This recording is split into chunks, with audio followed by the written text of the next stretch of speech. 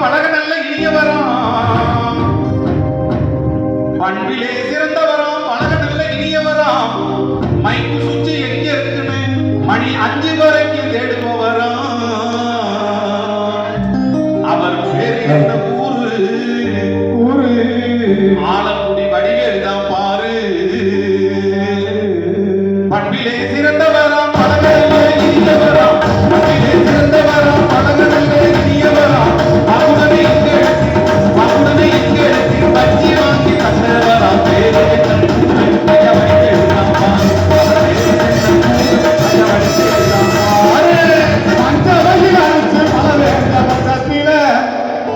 மஞ்சளையில் அடிச்சு மலவேந்த வட்டத்தில கொஞ்சவையில நம்பி தஞ்சம்புக இவர் வந்தார், கொஞ்சவையில நம்பி தஞ்சம்புக இவர் வந்தார். புதுக்கோட்டையா ஊரு இவருக்கு சரவணனாம் பேரு, புதுக்கோட்டையா ஊரு இவருக்கு சரவணனாம் பேரு. மஞ்சளையில் அடிச்சு மஞ்சளையில் அடிச்சு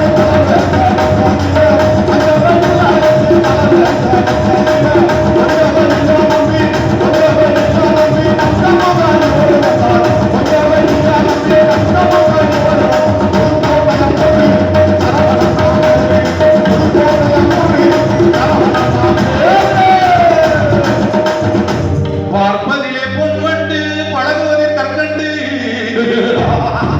கற்கண்டு சொல்லக்கூடாது, சுகர் இருக்குல்ல உங்களுக்கு. பார்ப்பதிலே பொன்வண்டு பழகுவதில் கற்கண்டு, இந்த சதிகார எதிரணிக்கு ஐயா சரியான அணுகுண்டு.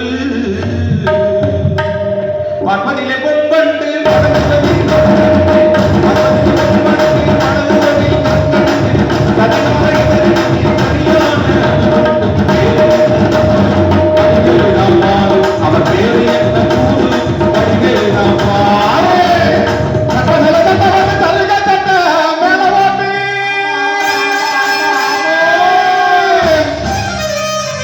சட்ட மேல சட்ட போட்டு சரிகா சட்ட மேல போட்டு நிலக்கோட்ட பணிய போட்டு நிக்கிறது நடுவர் தானா. புதுக்கோட்டையா ஊரு இவருக்கு சரவணனாம் பேரு, புதுக்கோட்டையா ஊரு இவருக்கு சரவணனாம் பேரு. சட்டம் மேல சட்டம்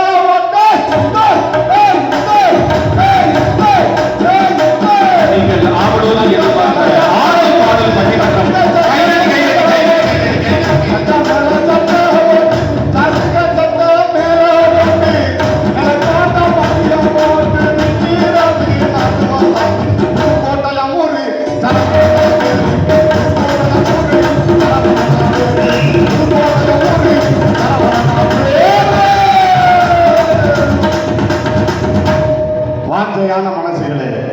வாஞ்சையான மனசுகளே, வஞ்சகம் சூதுக்கு அப்பாற்பட்டவர்களே, அரக்காணி நிலத்தோடும் அவலம் நிறைந்த வாழ்க்கையோடும் செல்லமாக போராடி சுதந்திர காற்றை சுவாசிக்க துடிக்கும் என் தேசத்து நெஞ்சங்களே, உங்கள் அத்தனை பேருக்கும் வடிவேலின் அன்பான வணக்கம்.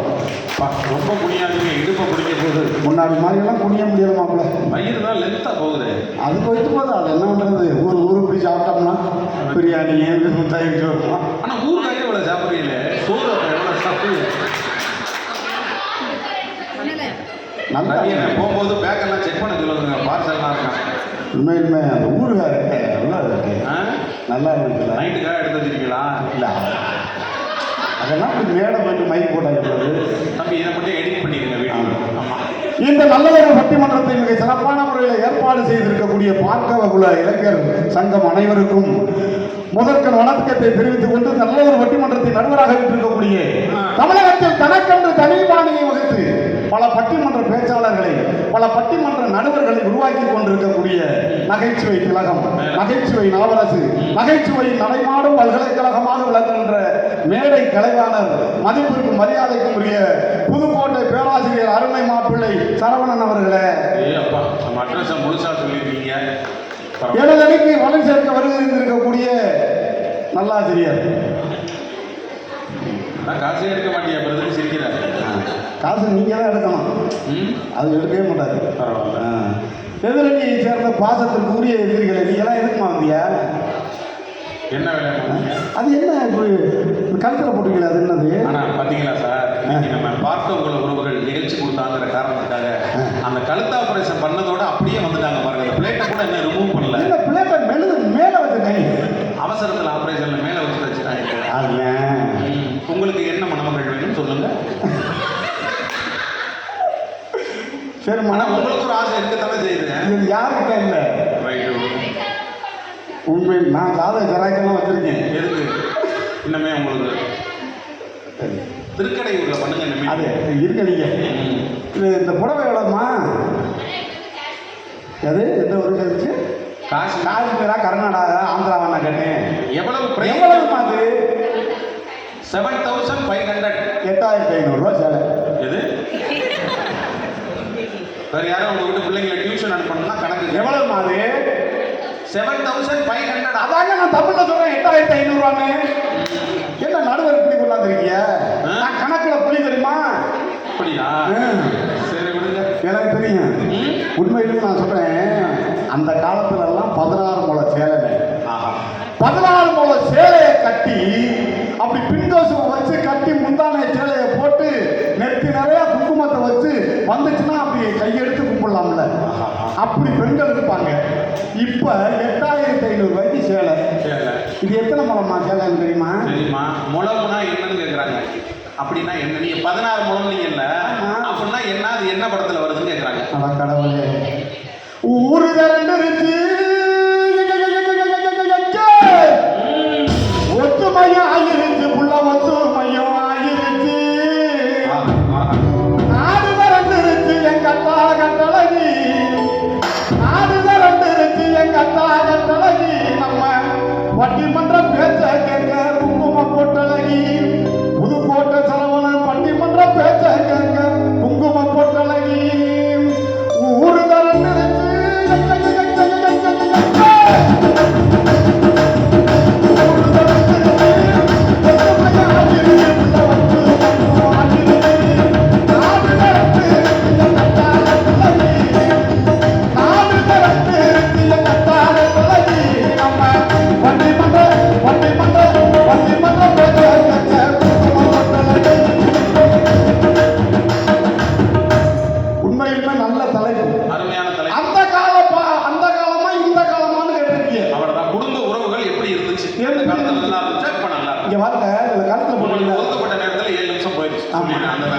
கழுத்துல போட்டிருக்கீங்களா? அது பேர் என்னமா? என்ன நீங்க பட்டிமன்ற பேச வந்தீங்களா? எது வழிப்பறி பண்ண வந்திருக்கீங்களா? இது என்ன கைத்தட்டலா இருக்குங்க. எனக்கு கல்யாணம் பண்றதுக்கு தான் ஊர்காடு கூட பொண்ணு பார்த்தோம். சரி, கடைசியா ஒரு பிள்ளைய நான் வந்து கல்யாணம் பண்றது முடிவு பண்ணிட்டேன். நான் நகை நட்டெல்லாம் ஒன்றும் பேசல. ஆமா, கேட்டாலும் கொடுக்க மாட்டாங்க. என்ன வண்டி வாசி எதுவுமே கேட்கலங்க. பொண்ணு கொடுத்தா சரின்னு முடிவு பண்ணி கல்யாணம் பண்றதுக்கு மணவரையில உட்காந்துருந்தேன். சரி, உட்காந்தா பொண்ணை கூட்டிட்டு வந்தாங்க. கூட்டிட்டு வந்து எனக்கு பக்கத்துல உட்கார வச்சாங்க. உட்கார வச்சா நானும் வெக்கப்படுறேன். இப்படி சைடில் அப்படி பார்த்தேன். பார்த்தா ஆள் இதே மாதிரிங்க. நெக்லஸ் ஒட்டியாங்க. அது என்ன ஆரம்? ஆரம் இல்லைங்க. ஆரம்னா பசில் அடிக்கிறது. இது ஆரம். ஆரம் ஆரம் தோடு தொங்கட்டம் அது இதுன்னு போட்டு பார்த்து எல்லாம் காலு தகன்னு இருந்தா. சரி, எப்படி ஒரு 60-70 நகை எப்படியாவது இந்த கல்யாண கடனை அடகு வச்சுட்டாலும் கட்டிப்படலாம் அப்படி நான் முடிவு பண்ணி அப்போ இருந்தேன். அன்னைக்கு இந்த முதல் இரவு நடக்கிற பஸ் நைட்டு. அன்னைக்கு கொண்டாட்டி அப்படி பால் செம்பை கொண்டுட்டு வந்தான். உங்களுக்கு ஒரு செம்பு பத்தாது. எனக்கு ஒரு செம்பு பத்தாது. உங்களுக்கு எப்படி தெரியும்? உங்களை பார்த்தா பெரம்பலூருக்கே தெரியுமே. அதெல்லாம் ஆளை பார்த்து இட விடாதீங்க. உண்மையிலுமே செம்பை கொண்டுட்டு வந்தான்ல, நான் செம்பை பார்க்கறேங்க. அவன் கழுத்தையே தான் பார்த்தேன். அந்த நகையெல்லாம் இருக்கா, எப்படியாவது இந்த அடகு வச்சுட்டாவது கல்யாண கடனை கட்டணும்ல. கழுத்தை பார்க்கிறேன், மொத்த செயினை போட்டு வர்றாங்க. எனக்கு சொல்ல கட்டிட்டு போயிடுச்சு. என்னடா மொத்த செயினை போட்டு வர்றாங்க அப்படின்னு கிட்ட போய், ஏன்னா அதுவும் புதுசு நானும் புதுசு. சரி, போய் ஏமா சிரிச்சியலா? அப்பயுமே அப்ப வெக்கப்பட்டேன். நீங்க எங்களுக்கு வெக்கமா இருக்கு நீங்க சொல்றது. கிட்ட போய் ஏமா அந்த நகையெல்லாம் கலட்டி ஏன் பீரோல வச்சியா இல்ல ஓ பீரோல வச்சியான்னு கேட்டேன். எனக்கு 2 பீரோ வச்சாங்க. உங்க பேஸ்கெட்டுக்கு வச்சாங்க. ஆளு என்னங்க நீ பேசுங்க? உங்க முகாமைக்கு 2 பீரோ. ஆமா, என் பொண்டாட்டிக்கு மர பீரோ, எனக்கு தகவல் பீரோ. கரெக்டா தான் அப்படின்னு கிட்ட போய் ஏன் என் பீரோல வச்சியா ஓ பீரோல வச்சியான்னு கேட்குற என் பொண்டாட்டி சொன்னாங்க, அது பூரா செட்டு நகை வாடகைக்கு வாங்கினது மேக்கப் காய் கொண்டு போயிட்டாங்கன்னா ஒருத்த செய்து தாண்டி 20 வருஷமா குடும்பம் நடத்துறேன்னு என் நிலைமையை நினைச்சு பாருங்க. நினைச்சேன் ஒருவேளை அப்படி நடக்கிறாட்டி இன்னைக்கு தான் உங்களுக்கு அமைஞ்சிருக்கும். ஒருவேளை இந்த சூழ்நிலை எனக்கு என் பொண்டாட்டிக்கு சண்டையே வந்தது இல்லைங்க. இதான் குடும்பங்கிறது. உண்மையிலுமே கைவிட்டாங்க. எனக்கு என் மனைவிக்கு சண்டையே வந்ததில்லை. அப்படி சண்டை வர்ற மாதிரி ஒரு சூழ்நிலை வந்து அவன் பூரிக்கட்டையவோ அருவாமனையோ போல கடாக்குமார கம்பி தூக்குறான். தூக்கிக்கிட்டு அடிக்க முடியாதான்னு வச்சுக்கல, ஓடி போய் லைட்டா அமர்த்துவேன். இருட்டுக்குள்ள இந்த முகர கடையை எங்கே தேடி கண்டுபிடிச்சு அடிக்கிறது. ஏன்னா அந்த கலருக்கு அவ்வளோ பவர்ங்க. சிரிச்சு எதுவும் வச்சிடாதீங்க. அதெல்லாம் செய்ய மாட்டேன். எனக்கு குண்டு பல்பு தெரியுதுன்னு குத்திடுவாங்க. ஐயா, உண்மையிலுமே என் மனைவியெல்லாம் நான் கிழிச்ச போட்ட தர மாட்டான். கிடைச்சா அப்படி கிடைக்கணும். உண்மையிலுமே நான் கிழிச்ச போட்ட தர மாட்டேன். ஏன் தெரியுமா? இவன் என்ன கிழிக்கிறது, நம்ம என்ன தாண்டது தான். உண்மையிலுமே நான் பட்டிமன்றம் பேசுறேன்ல, பட்டிமன்றம் பேசிட்டு நான் வீடு வர வரை என் மனைவி சாப்பிடாம எனக்காண்டி காத்திருப்பாங்க. எனக்காண்டி காத்திருப்பாங்க. ஏன் தெரியுமா? நான் போய் தான் உழ வச்சு சோறாக்கணும். நான் போனவங்க உழ வச்சு சோறாக்கிற மாட்டேன். 1/2 மணி நேரம் கழிச்சு தான் ஆக்குவேன். அது வரைக்கும் பாத்திரம் வளர்க்குவேன். விம் சோப்பா லிக்யூடா? இல்லங்க, உண்மையிலுமே நான் தான் பாத்திரம் வளர்க்குறேன்னு யாராலையும் கண்டுபிடிக்க முடியாது. ஏன் டோர் லாக் பண்ணிட்டீங்களா? அவங்களுக்கு நைட்டியை போட்டு வளர்க்குறேன்.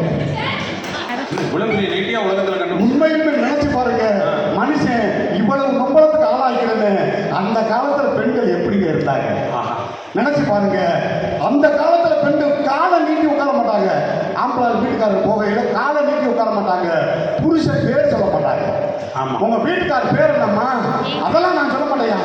அட சொல்லுமா, ஏதாவது எழுதணுமா, உங்க வீட்டுக்காரர் பேர் எழுதணும் சொல்லுமா அப்படின்னு கேட்டா அது ஒண்ணு இல்ல, கோயில்ல அடிக்கிறது கொண்டையில வைக்கிறதுமோ. கோயில்ல அடிக்கிறது கொண்டையில வைக்கிறது.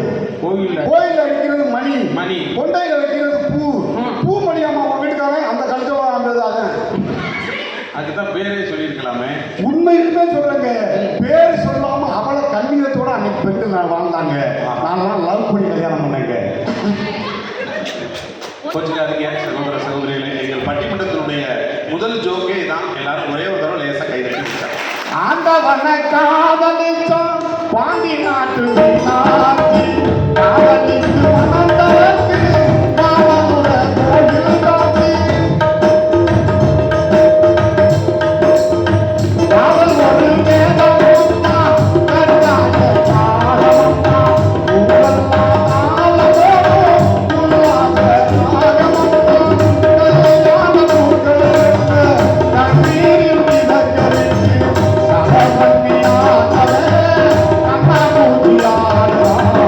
ஓடுகிற பக்தியோடு ஒத்துமையா 2 மாடு ஒன்று விட்டு ஒன்று இருந்தா என்னவோ எண்ணி பாடு.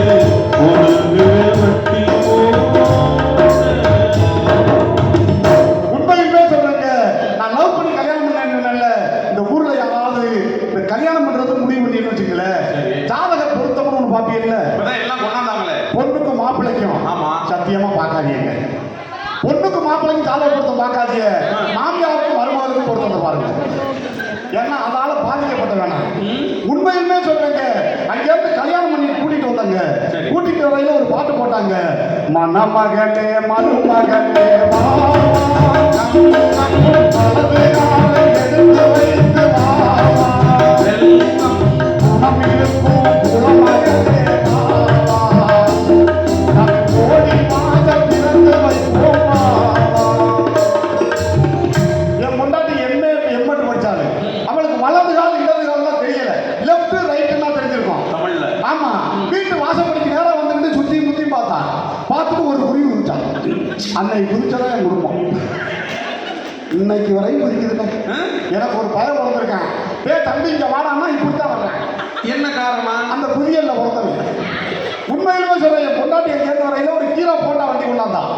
கீரை போண்டா இல்ல சார், அது பேர் ஹீரோ ஹோண்டா.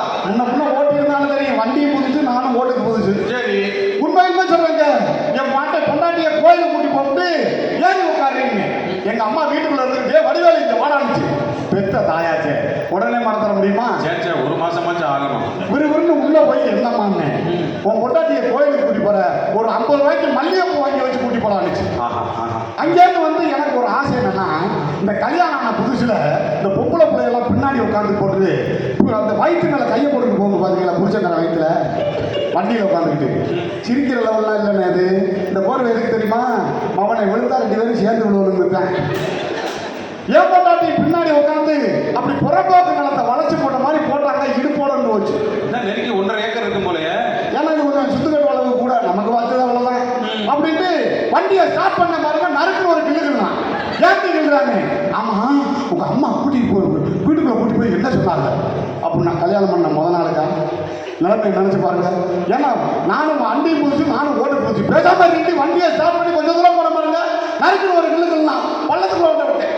வண்டி ஏன் மேல கிடக்கு, வண்டி மேலேயே கொட்டாடி கிடக்கலாம். ஐயோ பெட்ரோல் எல்லாம் வேஸ்டா போயிருக்குமே. எனக்கு ரத்தம் இருந்துச்சு, அதை பத்தி கவலை இல்லை. பெட்ரோல் இல்லை, நல்ல நடுவரியா.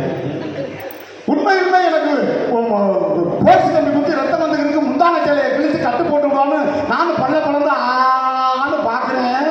சும்மாவே உங்க வாய் அப்படித்தானே இருக்கும். மேல வந்துட்டு கேட்கறாங்க. ஆமா உங்க அம்மா வீட்டுக்குள்ள கூட்டி போய் என்னதான் சொல்லி வச்சுக்கலாம். நினைச்சு பாருங்க. சொல்லிட்டீங்களா? எங்க நான் எங்க சொல்லி வாங்க இல்லை போல. அன்னைக்கு அடிபட்டதான் அந்த பல்லுல கேப்பா.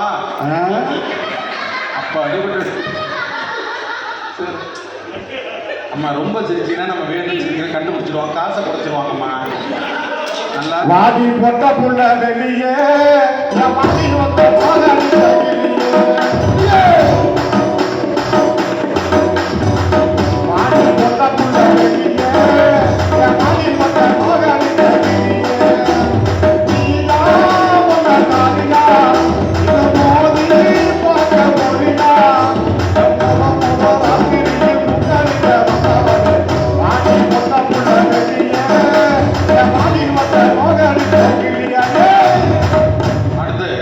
உண்மையுமே சொல்றேங்க. அதாவதுங்க ஒரு ரசம் வச்சிருந்தோம். சரி. ரசத்துல உப்பு இல்லை. ஒரு ஆம்பளைக்கு கோவம் வருமா வராதா? அப்படி சொல்லி வாங்க. நினைச்சு பாருங்க. ரசம் வச்சிருந்தா உப்பு இல்லை. உனக்கெல்லாம் அறிவு இருக்காருன்னு கேட்டேன். ஒரு வார்த்தை. ஒரே கேள்வி. இது கேட்கறது இல்லையாங்க. நான் என்ன திருப்பிக்கிட்டு என்னைய பார்த்து கேட்கறாங்க. என் பொண்டாட்டி உனக்கு அறிவு இருக்கா, ஒப்பனுக்கு அறிவு இருக்கா, ஓத்தாக்கு அறிவு இருக்கா, உன் அண்ணன் தம்பிக்கு அறிவு இருக்கா, உன் அக்கா தங்கச்சி அறிவு இருக்கா, உன் தாத்தா பாட்டிக்கு அறிவு இருக்கான்னு 7 தலைமுறையும் சேர்த்து பேர் வச்சிருக்காங்க. அழுகாதீங்க வாங்க வந்த இடத்துல. அதெல்லாம் மேக்கப் கலைஞரும் பயந்துருவாங்க. உண்மையுமே சொல்றேங்க. நான் கேட்கிறேன். இப்படி சொன்ன உடனே எனக்கு கோவம் வந்துருச்சு. இப்படி கையை ஓங்கினேங்க. அடிக்கல. சத்தியமா அடிக்கல. கையை தான் ஓங்கினேன். என் பொண்டாட்டியெல்லாம் உண்மையிலுமே சொல்றேன். சிவாஜி கணேசன் எதனால செத்தாரு நினைக்கிறீங்க? என் பொண்டாட்டி மாதிரி நடிக்கிறதுக்கு ஆள் வந்துருச்சுன்னு அவர் போய் சேர்த்தார். ஆள் பார்த்தீங்கன்னா கொண்டே அப்படி அவுத்து விட்டாலும் 10 ஆள் மாதிரி இருப்பாங்க. ஆள் ஆரம்பிச்சா பாருங்க.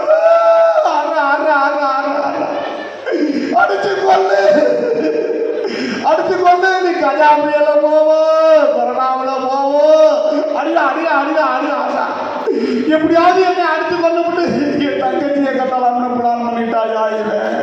உன்னைய கட்டியே தெருவில் அடிக்கிறேன். உன் தங்கச்சியை கட்டி பைபாஸ்ல அடி போய் விழுக முடியும். என்னையோ அதிகாரிக்கு கேட்டாக, என்னையோ வக்கீலுக்கு கேட்டாக,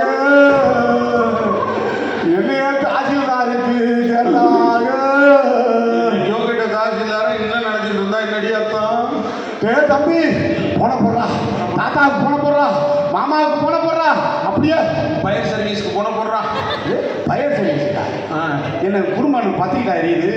சந்தோஷத்துல என்ன பண்றது? அதான் அடுத்தவங்க குடும்பம் பத்திக்கிட்டா தான் உங்களுக்கு சந்தோஷமாச்சா? நிறைவா நல்ல நடுவரியா. உண்மையுமே நீங்க நினைச்சு பாருங்க. நடுத்தருக்கு வந்துடுறோமா இல்லையானே? ஆமா. இது கூட பரவாயில்லைங்க. இந்த நான் கேட்கிறேன், இந்த பிறந்த இடத்துக்கு பெருமை பேசுறீங்க. ஏன் பேசுறீங்க? அந்த 2 பேரும் சும்மாவே பேசிட்டு இருக்காங்க. அவங்கள்ட்ட கேளுங்க. நீங்க கல்யாணம் பண்ணி புருஷன் வீட்டுக்கு வந்து 5 வருஷமா 10 வருஷமா 20 வருஷமா ஆச்சு.